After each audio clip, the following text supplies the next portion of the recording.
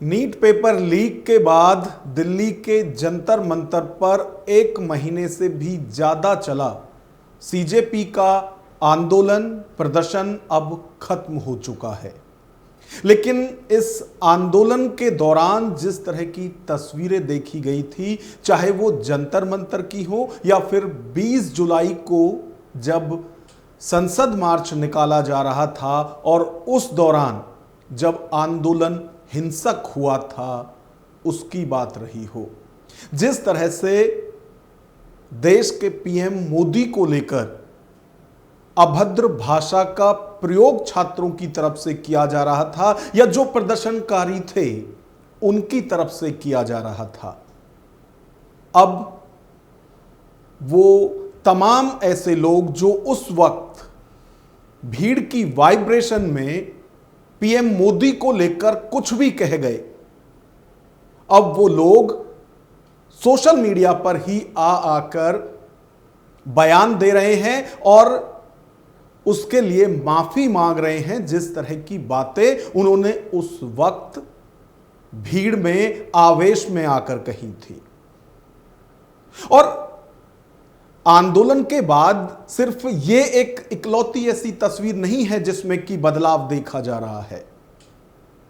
इसमें दिल्ली पुलिस के एक आईपीएस भी हैं और उनकी एक वीडियो वायरल हो रही है जिसमें दावा यह किया जा रहा है कि उन्होंने अपना इस्तीफा दे दिया है और कैप्शन में लिखा हुआ है कि सरकार उनसे छात्रों के खिलाफ जबरन इस तरह की जो जांच है वो करने के लिए दबाव बना रही थी और वो ऐसा नहीं कर सकते, लिहाजा उनकी तरफ से इस्तीफा दिया जा रहा है। और सिर्फ दिल्ली नहीं बल्कि देश के कई राज्यों में जो छात्रों की तरफ से प्रदर्शन किया गया था उन पर एफआईआर ना हो या उन पर कानून का शिकंजा ना कसा जाए, इसके लिए कॉकरोच जनता पार्टी की तरफ से एक लीगल टीम बनाई जा रही है।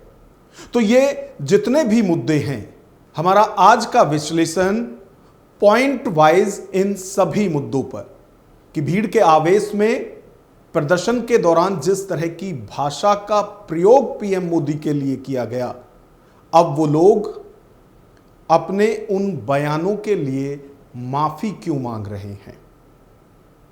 और उसी तरह से एक आईपीएस जिन्होंने प्रोटेस्ट के दौरान आरोप लगाया था कि सोशल मीडिया के जरिए पाकिस्तान के कुछ हैंडलर अफवाह फैला रहे हैं, ऐसा क्या हुआ कि अब वो उल्टे सरकार पर आरोप लगाकर इस्तीफा दे रहे हैं। और तीसरा ये कि जब सरकार से समझौता हो गया था कि सारी एफआईआर वापस ली जाएंगी, तो फिर सीजेपी को लीगल टीम बनाने की क्या जरूरत है। तो हमारा आज का विश्लेषण इन सभी मुद्दों पर। नमस्कार, मैं हूं नागेंद्र भाटी। 20 जुलाई को सीजेपी का जो संसद मार्च था और उसमें जिस तरह का व्यवहार देखा गया छात्र और प्रदर्शनकारियों की तरफ से, तो वो आंदोलन हिंसक हो गया था। और उस दौरान सिर्फ प्रदर्शनकारियों की तरफ से नहीं बल्कि पुलिस की तरफ से भी कार्रवाई की गई थी। पुलिस ने लाठी चार्ज भी किया था और उग्र प्रदर्शनकारियों को शांत करने के लिए आंसू गैस के गोले भी छोड़े थे। और पुलिस की इस कार्रवाई पर आज तक सवाल उठ रहे हैं और यह मुद्दा विपक्ष संसद में भी उठा रही है मजबूती के साथ, यहां तक कि संसद को चलने भी नहीं दिया जा रहा है। और सवाल यही किया जा रहा है कि आखिर छात्रों पर लाठी चार्ज क्यों, आखिर छात्रों पर गोलियां क्यों चलाई गई। इसको लेकर लगातार विपक्ष आवाज उठा रही है।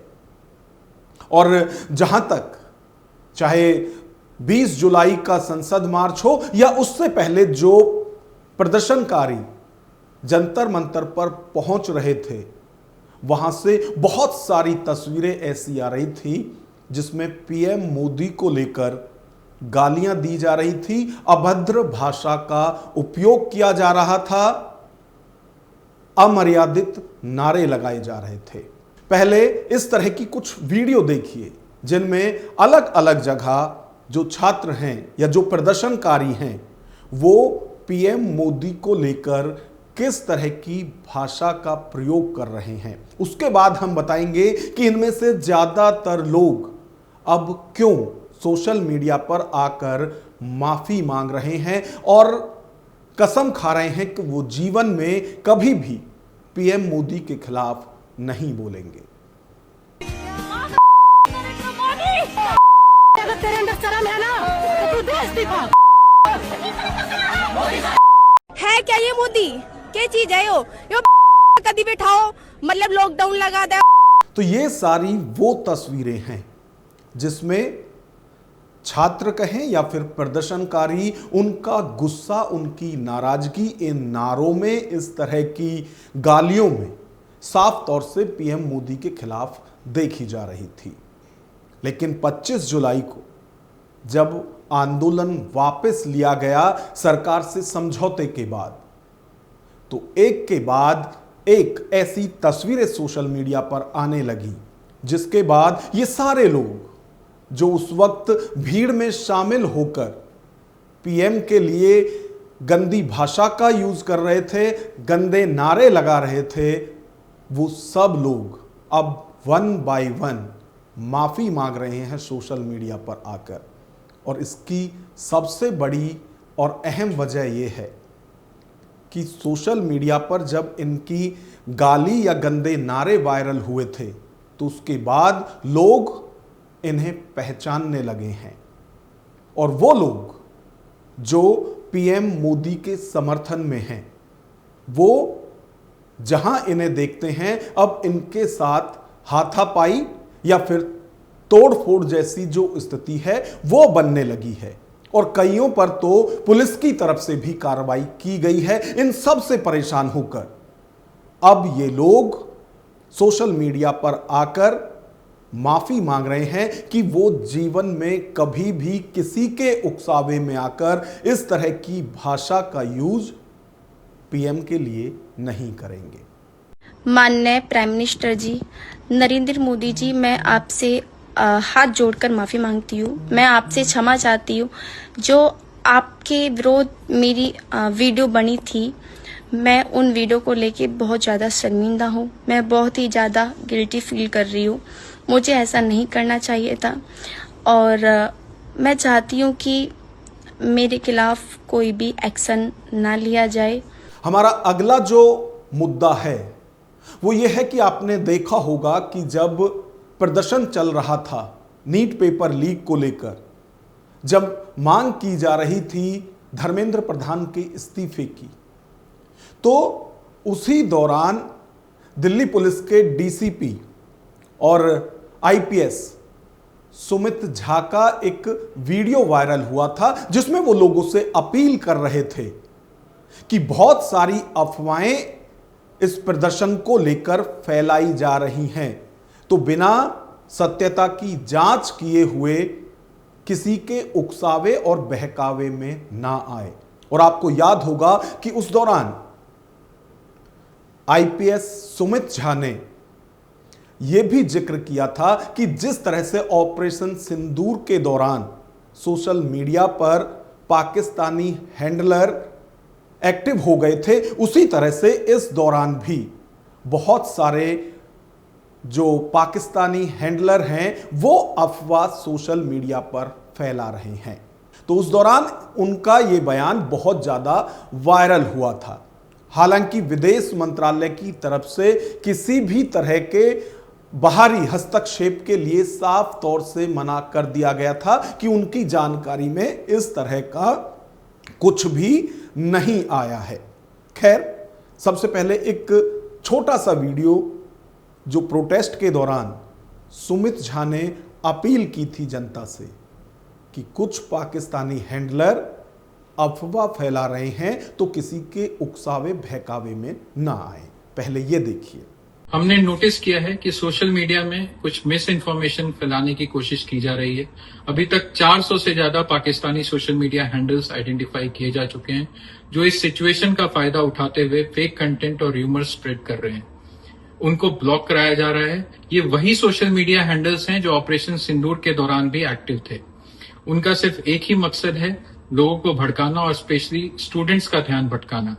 मेरी आपसे अपील है कि बच्चों की सेफ्टी के लिए किसी भी फेक पोस्ट, एडिटेड वीडियोस या एनोनिमस हैंडल से किया हुआ कोई भी पोस्ट के भड़कावे में ना आए। किसी भी पोस्ट को शेयर करने से पहले फैक्ट चेक करो, र्यूमर्स को स्प्रेड मत करो और किसी भी एंटी सोशल एलिमेंट्स को अपने इमोशंस का कंट्रोल मत लेने दो। याद रखो कि पीसफुल प्रोटेस्ट करना आपका अधिकार है और दिल्ली पुलिस इस अधिकार का रिस्पेक्ट करती है। जय हिंद। अब दिल्ली पुलिस के इन्हीं अधिकारी की एक वीडियो और वायरल है और उसमें दावा यह किया जा रहा है कि इन्होंने सरकार के बेवजह के प्रेशर के चलते अपने पद से इस्तीफा दे दिया है और उसमें दलील यह दी गई है कि सरकार की तरफ से इन पर दबाव बनाया जा रहा था छात्रों पर अनुचित कार्रवाई के लिए और उससे परेशान होकर ये अपने पद से इस्तीफा दे रहे हैं। पहले वायरल वीडियो को देखिए, उसके बाद बात करेंगे इसकी सत्यता पर। मैं तत्काल प्रभाव से भारतीय पुलिस सेवा से अपना इस्तीफा सौंप रहा हूं। सरकार मुझसे ये उम्मीद कर रही थी कि मैं प्रेस के सामने आऊं और सड़कों पर अपने हक की मांग कर रहे छात्रों के बारे में सरासर झूठ बोलूं। मुझसे कहा गया कि मैं उन्हें अपराधी साबित करूं। मैं ऐसी किसी भी व्यवस्था का हिस्सा नहीं रह सकता जो मुझे सच बोलने से रोके और मासूम छात्रों को फंसाने के लिए मजबूर करे। ये छात्र कोई आतंकवादी नहीं है, ये हमारे देश का भविष्य है। मैंने पुलिस की नौकरी सच का साथ देने के लिए चुनी थी, झूठ बेचने के लिए नहीं। मैं सरकार के इस कृत्य का हिस्सा नहीं बन सकता। आज से मैं सरकार के साथ नहीं बल्कि इन छात्रों के साथ हूं। तो जो सोशल मीडिया पर जोर शोर से ये वीडियो वायरल की जा रही है जिसमें कि आईपीएस सुमित झा इस्तीफा देने की बात कर रहे हैं और आरोप लगा रहे हैं कि सरकार उन पर प्रेशर बना रही है कि छात्रों पर बेवजह की कार्रवाई की जाए। तो जो ये वीडियो वायरल हो रही है जिसमें दावा किया जा रहा है कि आईपीएस ने अपने पद से इस्तीफा दे दिया है, ये बिल्कुल झूठी है और फेक है। इसमें कहीं भी सत्यता नहीं है और ये दिल्ली पुलिस साफ कर चुकी है। अब आते हैं कि जब सरकार के साथ समझौता हो चुका है कि जितने भी प्रदर्शनकारी थे, चाहे वो दिल्ली में या फिर दूसरे राज्यों में, उन पर किसी पर भी कोई पुलिस की कार्रवाई नहीं होगी, एफआईआर नहीं होगी। तो इस समझौते के बाद भी आखिर कॉकरोच जनता पार्टी के लोगों को सरकार पर भरोसा क्यों नहीं हो रहा है? वो इसके लिए लीगल टीम क्यों बना रहे हैं? एक बार कपिल सिब्बल और सीजेपी के इन नेताओं को सुनिए। दिल्ली की पुलिस फेशियल रिकॉग्निशन के साथ जो भी वहां आया है उसको वो टारगेट करेगी और प्रयास करेगी कि किसी तरीके से उसके परिवार को, उनके लोगों को हैरेस किया जाए। और इसमें भी वो हो सकता है कि कोई कम्युनल दृष्टिकोण के साथ। देखिए, ये जो इनकी प्रोटेस्ट है कि मैं तो बाहर का आदमी हूं, मैं तो इनके साथ प्रोटेस्ट में तो जुड़ा नहीं, ना मैं कभी गया, लेकिन जो मेरी सोच है कि ये जो हिंदू मुस्लिम करते हैं ना, ये हर जगह यही करेंगे, तो इनका तो मकसद ये है। तो वो हिंदुस्तान में हमें होने नहीं देना, छात्रों को होने नहीं देना, प्रोटेस्टर्स को होने नहीं देना।